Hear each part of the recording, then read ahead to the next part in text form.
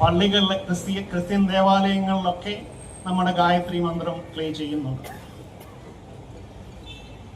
നമ്മൾ പലരും അത് പാലിക്കാറില്ല. ഒരു അമേരിക്കൻ സിൽവ എന്ന് പറഞ്ഞൊരു വ്യക്തി 25 വർഷം മുമ്പ് ഇന്ത്യയിൽ വന്നിട്ട് നമ്മുടെ ഗായത്രി മന്ത്രത്തിനെ കുറിച്ച് ഗാഢമായി റിസർച്ച് ചെയ്തിട്ട് അദ്ദേഹം പല പുസ്തകങ്ങളും എഴുതിയിട്ടുണ്ട്. Silva mind control method. ആ പുസ്തകങ്ങളിലൂടെ അദ്ദേഹം മില്യൺസ് ആണ് വാരിക്കൂട്ടിയിരിക്കുന്നത്. ഇന്നും ഇന്ത്യയുടെ പല ഭാഗത്തും അദ്ദേഹത്തിൻ്റെ 1 ഡേ പ്രോഗ്രാംസ് നടക്കുന്നുണ്ട്.